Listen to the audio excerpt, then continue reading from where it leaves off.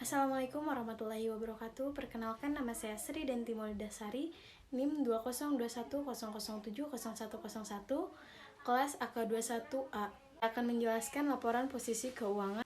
Laporan posisi keuangan adalah suatu jenis laporan keuangan yang di dalamnya menyediakan kondisi harta, kewajiban, dan juga modal dalam waktu tertentu.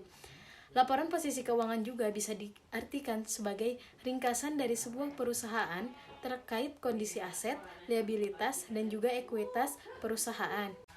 Adapun fungsi laporan posisi keuangan yaitu guna mengetahui kondisi utang, aktiva, dan juga suatu modal, suatu entitas pada suatu waktu tertentu seperti pertanggal 31 Juli 2021 atau akhir tahun. Terdapat 3 komponen dan elemen balance sheet yaitu 1 aset, 2 kewajiban, dan 3 ekuitas. Mari kita bahas satu persatu. Yang pertama aset. Aset adalah kekayaan perusahaan ataupun entitas yang di dalamnya terdiri dari kas, piutang, biaya yang dikeluarkan di muka, serta aset tetap.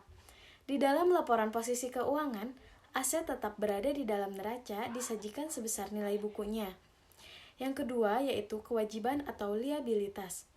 Kewajiban adalah sesuatu yang menjadi tanggungan ataupun diselesaikan oleh pihak perusahaan ataupun entitas dalam jangka waktu pendek atau panjang. Contoh sederhana dari kewajiban utang jangka panjang adalah pendapatan yang diterima di muka dan utang pada pihak ketiga. Yang ketiga yaitu ekuitas. Ekuitas adalah modal entitas yang dimanfaatkan dalam melakukan operasi ataupun kegiatan perusahaan. Seperti contoh sederhananya yaitu modal disetor dan juga laba ditahan. Terdapat 2 penyajian laporan posisi keuangan, yaitu yang pertama laporan posisi keuangan bentuk stapel. Statement of Financial Position bentuk stapel adalah laporan keuangan yang disajikan dengan bentuk vertikal yang mana setiap pos aset akan dilaporkan pada bagian paling atas, lalu diikuti dengan berbagai pos, liabilitas, dan juga ekuitas pemilik saham. Seperti contoh. Yang kedua yaitu laporan posisi keuangan bentuk skontro. Laporan posisi keuangan bentuk skontro yaitu format laporan neraca yang mana pos aset, kewajiban, dan juga ekuitas pemilik saham akan disajikan secara berdampingan. Berbagai pos tersebut akan disajikan pada sisi kiri dan pada sisi kanannya. Akan disajikan pos, kewajiban, dan juga ekuitas.